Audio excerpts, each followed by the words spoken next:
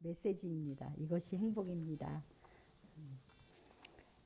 어떤 분이 멕시코시티 중앙광장에서 목격한 장면을 글로 쓴 것을 보았습니다. 그분이 몇 년 전에 그곳에 갔는데 그 광장은 모든 바닥이 돌로 포장되어 있는 아주 큰 광장이었습니다. 광장 주위로는 세 방향으로 큰 빌딩이 있는데 한 방향에는 아주 거대한 성당이 있었습니다. 그런데 그 넓은 그 돌바닥 광장에서 한 시골 여인이 기어다니고 있었습니다. 그녀의 팔과 무릎은 광장을 덮고 있는 돌에 의해서 움푹 패여 있었는데 그 여인은 조금 기어가다가 무릎을 꿇고 일어나서는 기도하고 또 다시 기어가는 그런 동작을 계속 반복하는 것이었어요. 그러니까 이 여인은 스스로 자초한 고통으로 하나님을 만족시키기 위해서 천천히 아픔을 느끼면서 기어가기를 반복하는 그런 여인이었던 것입니다. 이 사람은 자신의 고행을 통해서 하나님을 만족시켜서 하나님의 호의를 얻을 수 있다고 생각하면서 극단적인 행동을 하고 있는 것이죠. 하나님을 정말 모르고 오해하는 안타깝고 불쌍한 사람입니다. 그런데 우리도 하나님의 사랑을 얻기 위해서 이와 비슷한 우울무에 종종 빠지기도 합니다. 이런 생각이죠. 규칙적으로 성경을 읽고 기도하지 않으면 하나님이 날 안 좋아하실 것이라고 생각하면서 불편한 마음이 든 적은 없으십니까? 혹은 교회에 헌금을 하지 않으면 하나님이 복을 주시지 않을 것 같다라는 생각이 들 수도 있고요. 하나님께 사랑받기 위해서는 내가 무언가 계속 노력해야 할 것 같은 마음의 압박을 느낄 수도 있습니다. 이처럼 하나님의 사랑과 인정을 받으려면 내가 무언가를 해야 한다고 느낀다면 우리는 멕시코시티의 광장에 그 여인과 어떤 면에서는 공통점이 있는 것입니다. 과연 우리를 향한 하나님의 사랑은 이렇게 조건적인 것입니까? 하나님을 만족시키기 위해서는 우리는 무언가 하나님이 좋아하실 만한 일을 끊임없이 해야 하나님이 만족하실까요? 오늘은 하나님과의 관계에 있어서 우리 마음을 시원하게 해주는 가장 고상한 지식에 대해서 하나님의 말씀을 듣겠습니다. 지난 월요일부터 수요일까지 우리 성도님들이 기도해 준 덕분에 저와 우리 중직자들이 빌립보서를 함께 매일 묵상하면서 서로 나누고 그 말씀으로 같이 기도하는 시간을 가졌는데요. 그 중에서 제게 새로운 은혜를 주신 오늘 본문 말씀을 성도님들과 같이 나누려고 합니다. 오늘 읽어본 이 말씀은 사도 바울의 개인적 간증이에요. 개인적 간증인데요. 그런데 이 그의 간증 속에 우리 기독교 신앙에서 가장 중요한 진리가 이 간증 속에 들어 있습니다. 저는 어린 그리스도인이었을 때 바울의 이 간증을 듣고 삶의 방향 전환을 했기 때문에 제 개인적으로도 아주 의미 있는 그런 말씀입니다. 본문 4절로 6절에 보면요. 바울이 예수님 만나기 전에 무엇을 추구하며 살았는지가 알 수 있는데요. 우리 4절을 같이 읽어보겠습니다. 그러나 나도 육체를 신뢰할 만하며 만일 누구든지 다른 이가 육체를 신뢰할 것이 있는 줄로 생각하면 나는 더욱 그러하리니. 네, 여기 4절만.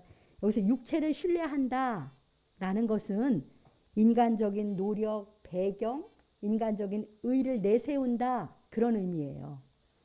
그러니까 바울은 당시 율법주의자들이 육체를 신뢰하며 자랑하는 것에 대해서 응수하고 있는 거예요.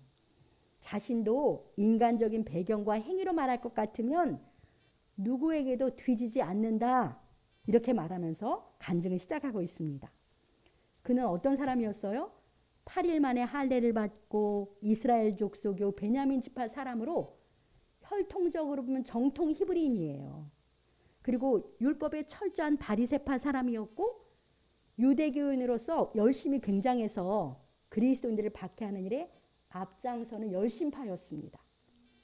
무엇보다도 그는 율법을 철저하게 지켰기 때문에 율법주의 시각에서 보면 흠이 없는 자였어요. 바울은 이렇게 민족적, 종교적 혈통을 의지하면서 율법을 철저히 지켜서 자기 의로 하나님께 인정받으려는 율법주의자였습니다. 누구보다 열심히 있는 율법주의자였던 거죠. 6절에 보면 이런 말씀이 있잖아요. 율법의 의로는 흠이 없는 자라. 이렇게 말씀하고 있는데요. 그는 율법을 잘 지켜서 하나님께서 자신을 의롭다 이렇게 인정해 주시며 자신을 받아주실 것이다. 그런 믿음으로 살았던 것입니다. 이런 사람들이 율법주의자들이잖아요. 이들은 하나님께 받아들여지는 구원을 위해 자기의 행위, 특별히 종교적 행위를 얻으려고 아주 열심히 노력하며 살았던 사람들입니다. 사람들이 볼 때 이들은 어떻게 보였겠습니까? 정말 경건하게 보였어요. 철저하게 종교적 그 의를 행하기 때문에 아주 경건하게 보였고, 자신들은 어떻겠습니까? 너무나 자부심으로 가득 차서 자기를 높이는 교만에 빠지게 되죠.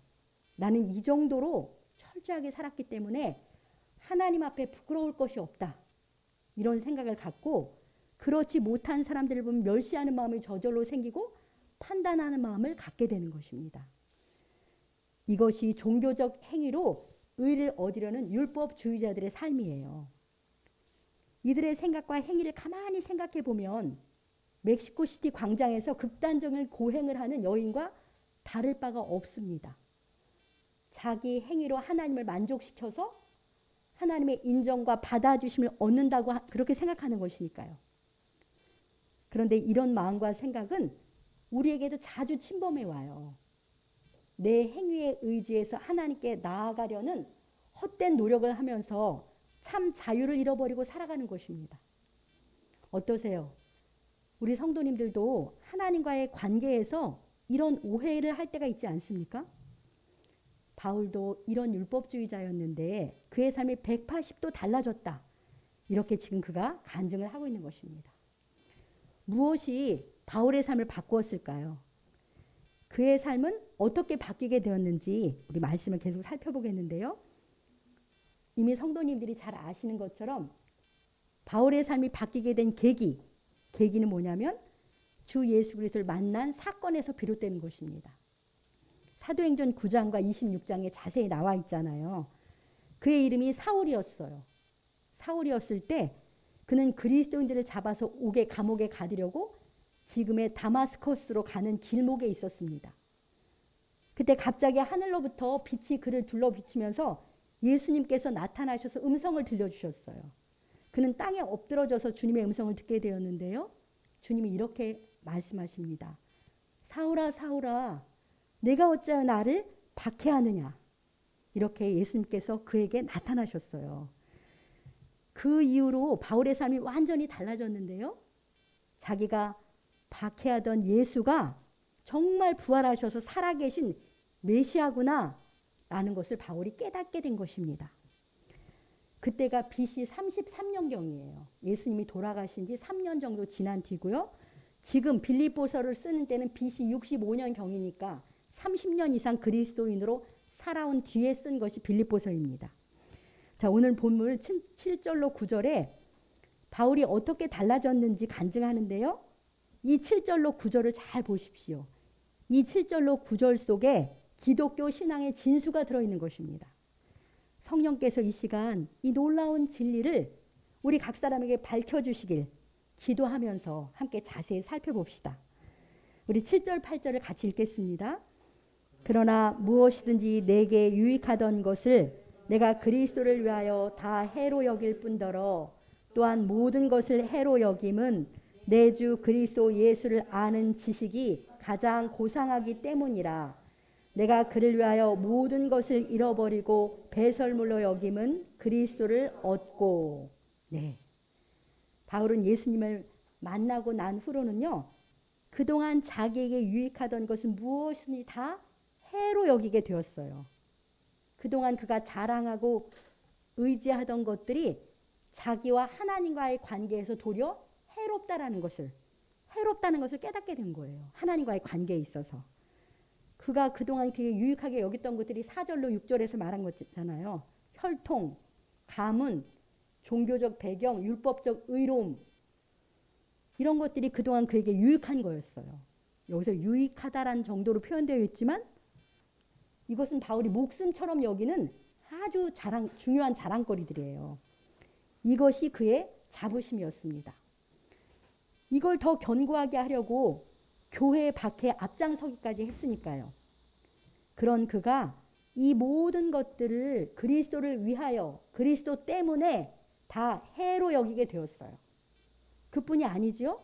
또 거기 보면 또한 모든 것을 해로 여김은 이렇게 또 다른 것들을 해로 여겼다고 하는데요.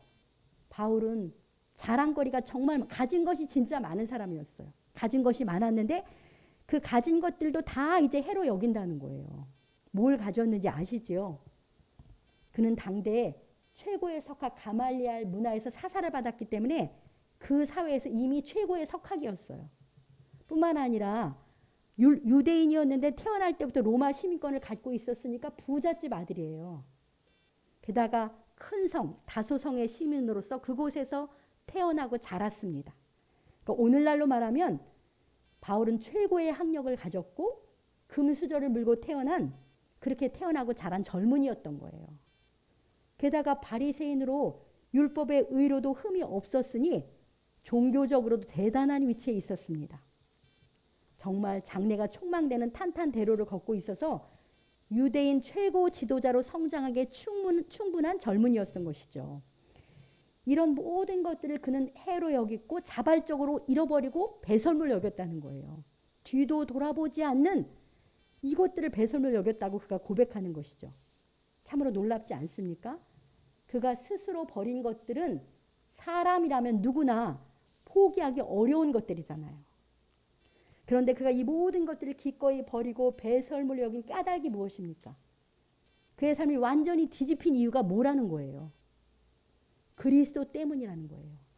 내 주 그리스도 예수를 아는 지식이 가장 고상하기 때문이다. 그리스도를 얻고 그 안에서 발견되기 위해서다. 라고 바울이 고백하는 것입니다. 사랑하는 성도 여러분, 바울이 사람이라면 누구나 갖고 싶어하는 것들을 다 배설물로 여기고 버린 이유를 보십시오. 우리가 믿고 있는 주 예수님 때문입니다.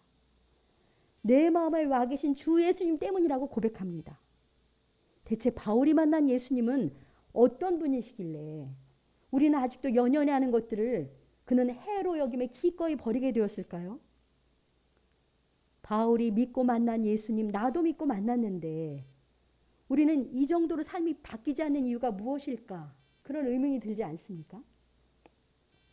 우리 8절을 다시 한번 읽어봅시다. 8절입니다. 또한 모든 것을 해로 여김은 내 주 그리스도 예수를 아는 지식이 가장 고상하기 때문이라.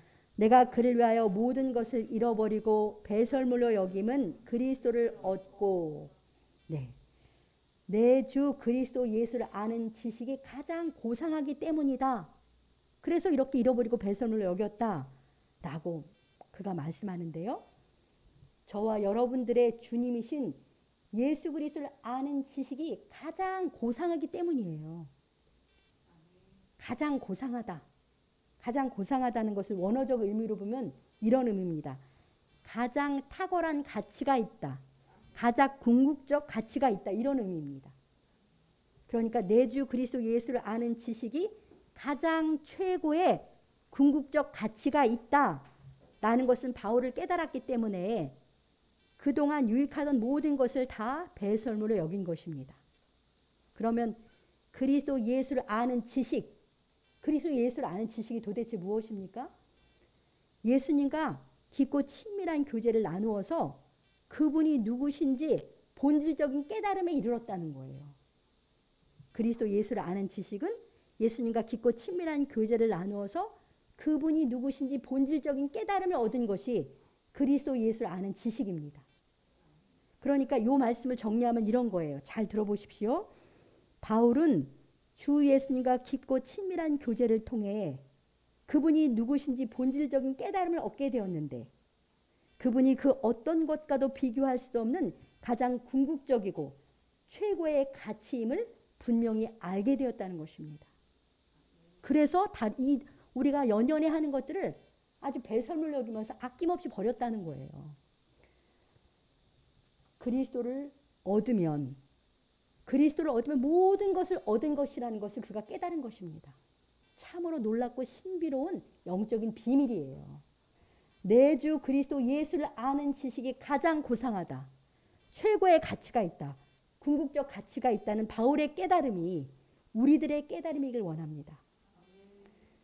이 8절의 고백이 어린 시절에 제게 와닿아서 주님을 사실 잘 알지도 못하면서도 20대 초반에 세상에 속한 것들을 버리고 주님을 배우고 따르기로 결심해서 삶의 방향 전환을 제가 하게 된 거예요.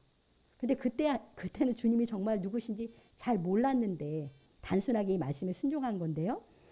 그러면 바울이 본질적으로 깨달은 그리스도, 그분을 아는 지식이 가장 최고의 가치인 이유가 무엇입니까? 가장 최고의 가치인 이유를 9절에서 찾아봅시다. 우리 9절을 같이 읽어볼까요?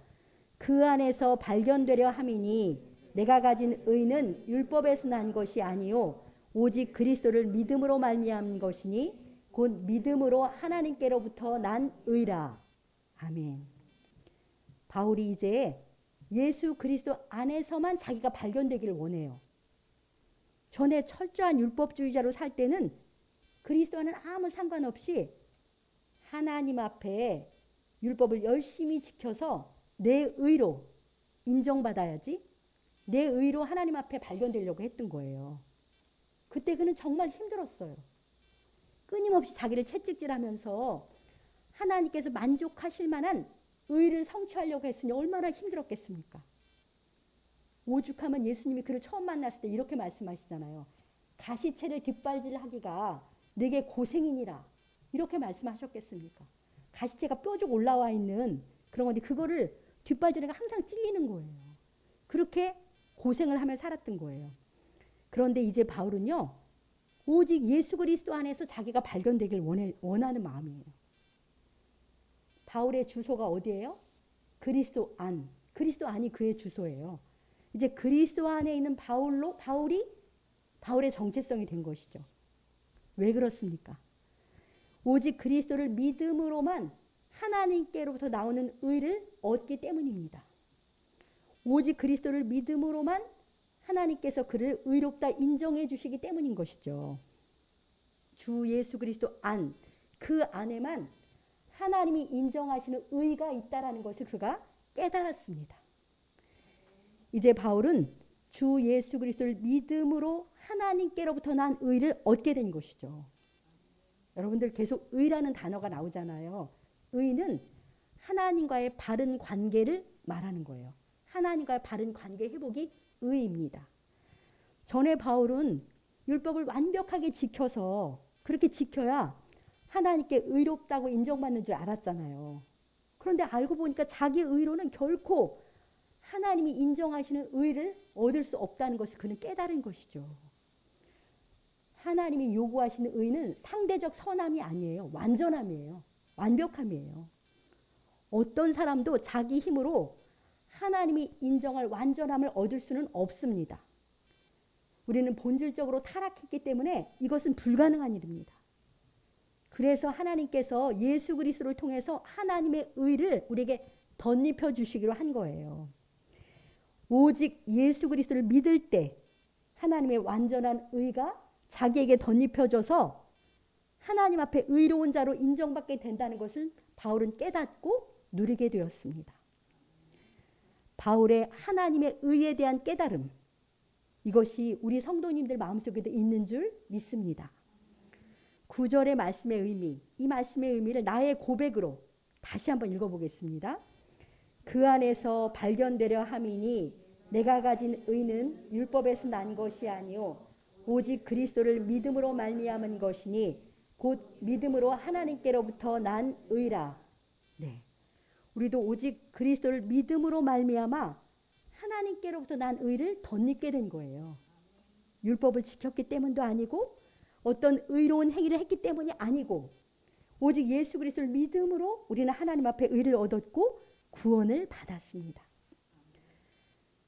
이 복음이, 이 진리가 딱딱하게 느껴지지만 이것은 정말 중요한 깨달음이에요. 중요한 깨달음인데요. 성령이 조명하셔야 물론 이 진리가 밝게 깨달아지는데요. 나의 모든 죄를 짊어지시고 십자가에 못 박혀 죽으심으로 내 죄값을 다 치러주신 예수님. 의로우신 예수님께서 내 대신 죽으심으로 내 죄값을 완전하게 치루어 주셨다 라는 것을 믿으십니까? 아멘입니다. 예수님을 나의 구주, 나의 주님으로 믿는 우리를 하나님은 의롭다 이렇게 칭해 주신 거예요. 이제 하나님이 나를 보실 때는요, 예수 그리스도 안에 있는 최미화로 보시고 예수 그리스도 안에 있는 박수연으로 보시는 거예요. 예수 그리스도 안에 있는 여러분이기 때문에, 예수님 안에서 발견되기 때문에 여러분들이 하나님이 의로운 내 자녀다 이렇게 인정해 주시는 것입니다. 하나님과의 바른 관계 회복이 이루어졌기 때문에 저와 여러분들은 놀랍게도 하나님의 자녀예요. 하나님의 백성이에요. 이것이 바로 예수 그리스도를 믿음으로 우리에게만 놀라운 구원이고 복음입니다. 이 사실을 역시 바울을 통해서 로마서에서 정리해 주시는데요.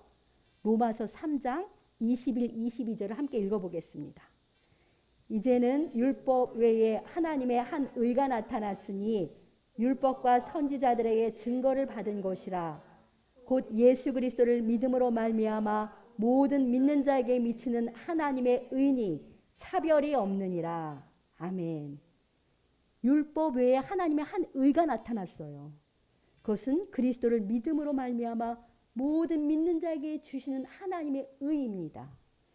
그리스도를 믿음으로 얻는 이 의는 신약에서 갑자기 나타난 게 아니라는 거예요. 율법과 선지자로 대변되는 구약에서도 증거한 진리입니다. 그래서 이 로마서 3장 뒤에는 로마서 4장이 나오는데 아브라함이 믿음으로 얻은 의, 구약의 의를 설명해 주는 겁니다. 믿음으로 의를 얻는다. 이것이 우리 기독교에서 가장 중요하게 여기는 이신칭의의 진리입니다. 어떤 율법적 행위가 아닌 오직 예수 그리스도를 믿음으로 의를 얻는 것이 성경의 핵심 진리이고 복음인 것이죠. 이 진리가 우리를 모든 헛된 행위에서 자유롭게 해줍니다. 하나님의 사랑을 얻기 위해서, 내가 하나님의 사랑을 얻기 위해서 어떤 인간적인 행위나 노력을 필요로 하지 않아요. 우리가 하나님의 사랑을 얻을 수 있는 것은 예수 그리스도의 의의 행동으로 충분합니다. 하나님의 사랑을 얻기 위해서 어떤 노력도 필요하지 않는데요. 믿음 안에서 거저 주신 의와 생명, 바른 관계를 기뻐하며 누리기만 하면 되는 것이지요. 사랑하는 성도 여러분, 예수 그리스도를 아는 지식이 가장 고상한 이유, 그분에 대한 본질적인 깨달음이 우리에게 궁극적인 최고의 가치인 이유를 알게 되셨습니까? 예수 그리스도께서 우리의 의로움, 구원이 되시기 때문에 그렇습니다. 이렇게 여기까지만 들으면 의가 얼마나 하나님과의 관계에서 우리에게 소중한지 잘 알 수 없는데요. 하나님께서 주 예수님의 의로운 삶과 고난과 십자가에 못 박혀 죽으시는 순종으로 충분히 하나님이 만족하신 거예요. 우리의 모든 죄의 빚을 탕감하기에 충분하다고 예수님의 죽음으로 인정하시고 만족하셨습니다. 더 이상 우리가 하나님을 만족시키려고요, 어떤 의로운 행위라는 대가를 지불할 필요가 없어요. 예수님의 십자가로 하나님은 충분하다고, 흡족하다고 말씀하십니다. 이제 우리는 예수님 안에서 거저 주신 의를 믿고 누리시면 되는 거예요. 우리는 이제 사랑받는 하나님의 자녀예요. 하나님은 나의 아버지이기 때문에 자녀인 나를 예수님 안에서 그냥 언제나 충분히 사랑하십니다. 이 말씀이 중요한 거예요. 나를 그냥 언제나 충분히 예수님 안에서 사랑하세요. 내가 자녀니까. 더 이상 우리가요, 아버지의 사랑을 더 얻어내려고 다른 노력을 할 필요가 없어요. 이것을 잘 이해하셔야 합니다. 우리가 하나님의 사랑을 받는데 예수님 한 분으로 충분합니다. 예수님 한 분으로 충분한 거예요. 예수님을 믿음으로 소유하면, 예수님을 내가 소유하면 충분한 사랑을 그 안에서 우리가 항상 받고 있는 것입니다. 이 가장 고상한 지식을 깨달으시고 하나님의 자녀로서 언제나 충분한 아버지의 사랑을 신뢰하시기 바랍니다. 그 사랑 안에서 아버지의 자녀로서, 아까 하나님의 자녀로서 라는 그 찬양이 나왔잖아요. 참 자유, 기쁨, 평강을 누리며 사시기를 우리 주님의 이름으로 간절히 축복합니다. 우리가 자녀들을, 부모가 그냥 사랑해요. 자녀기 때문에. 그래서 그냥 자유케 내버려 둬요. 하나님의 사랑이 그렇게 예수 그리스도 안에 우리를 그냥 충분히 언제나 사랑하세요. 그 사랑을 신뢰하심으로 언제나 자유를 누리고 내가 뭔가 하나님의 사랑을 얻어내기 위해서 노력할 필요는 없다는 거예요. 자, 로마서 4장 5절을 같이 읽어볼까요? 이를 아니할지라도 경건하지 아니한 자를 의롭다 하신 이를 믿는 자에게는 그의 믿음을 의로 여기시나니. 아멘. 로마서 4장입니다. 우리가 아무 일을 하지 않아도요, 예수 그리스도를 믿음으로 의를 얻습니다. 우리가 행위로는 경건하지 않은 게 분명해요. 경건하지 않음에도 불구하고 의롭다고 말씀해 주시니 얼마나 큰 은혜입니까? 우리는 일한 것이 없어요. 하나님께 일한 것이 없는데도요, 의로 여기심을 받는 복을 누리며 살고 있는 것입니다. 이것이 주 예수 그리스도 안에서 우리에게 임한 하나님의 아가페 사랑, 헤세드의 사랑인 것입니다. 무조건적인 사랑이에요. 조건이 없어요. 조건은 예수 그리스도 뿐입니다. 이 놀랍고 신비한 구원의 사랑을 충만히 누리면서 살아가는 우리가 되길 소원합니다.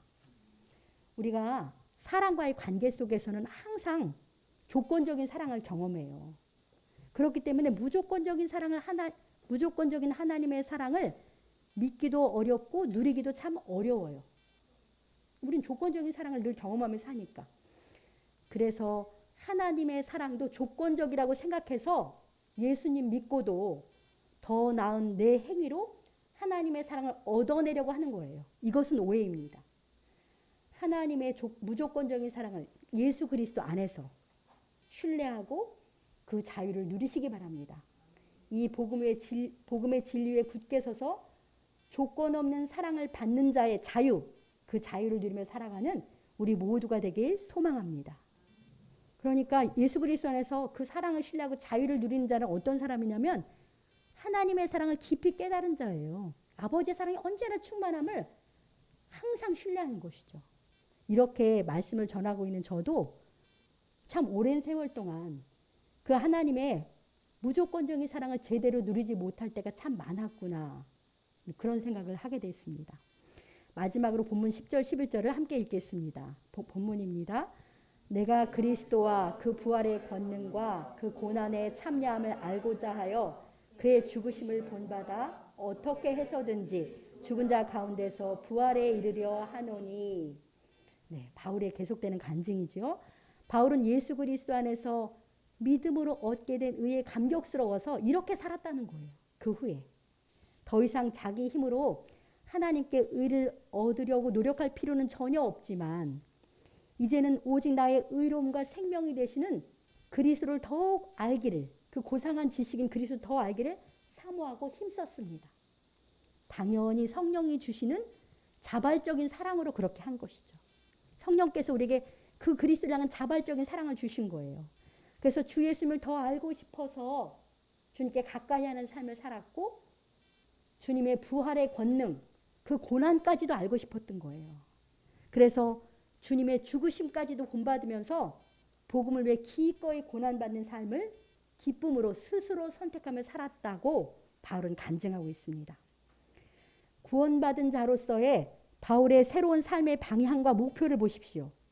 이것이 믿음으로 의를 얻은 우리들의 새로운 삶이어야 합니다. 가장 고상한 지식인 주 예수 그리스도를 더 깊이 알기를 사모하면서 주님과 친밀한 교제를 힘쓰며 살아가는 것이죠. 당연히 자발적으로요. 또 모든 것에서 주 예수님을 본받아 살되 그분의 고난의 발자취까지도 따르려고 하는 것입니다.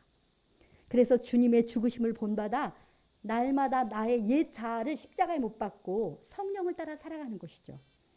주님과 주님의 나라를 위해서 기쁨과 자원함으로 나를 드리며 살아가는 것이 거듭난 하나님께 의를 얻은 자의 자연스러운 삶이 되는 것입니다. 하나님의 사랑을 더 얻기 위해서가 아니에요. 항상 받고 있는 넘치는 사랑에 감사해서 나도 주님을 사랑하며 기쁘게 해드리고 싶은 것입니다. 그래서 자원함으로 우리 주님께 헌신하며 사는 것이죠. 사랑하는 성도 여러분, 하나님께 인정받고 용납되는 의는 우리의 어떤 행위로도 얻을 수 있는 것이 아닙니다. 그래서 하나님께서 예수 그리스도 우리에게 선물로 보내주신 것이죠. 고린도후서 5장 21절을 마지막으로 읽어보겠습니다. 하나님이 죄를 알지도 못하신 이를 우리를 대신하여 죄로 삼으신 것은 우리로 하여금 그 안에서 하나님의 의가 되게 하려 하심이라. 아멘. 거듭되는 하나님의 의, 하나님께로부터 오는 의는 오직 예수 그리스도 안에만 있어요. 우리는 오직 예수 그리스도를 믿음으로만 의를 얻었습니다. 거룩하신 예수님의 죽음은 하나님을 만족시키기에 충분합니다. 예수님 안에서 우리는 언제나 하나님의 충만한 사랑을 항상 받고 있습니다. 예수님 때문인 것이죠. 이 예수님을 아는 지식이 가장 최고의 가치 있는 지식입니다. 예수님만이 하나님과 우리와의 바른 관계의 회복을 가져오는 의와 구원이십니다. 우리는 이제 거저 주신 의와 사랑에 감격하면서 기쁨으로 우리 주님을 나도 사랑하며 살면 되는 것입니다. 주님과 사랑의 관계 속에서 자유함 가운데 주를 더 알기를 사모하며 살아가는 것입니다. 세상에서 가장 고상한 지식인 그리스도를 전파하는 일에 자원함으로 들여져서 부활의 나라에 하나님이 준 하늘의 상을 받는 우리 모두가 되시길 우리 주님의 이름으로 간절히 축복합니다. 예, 주신 말씀을 생각하면서 기도하겠습니다.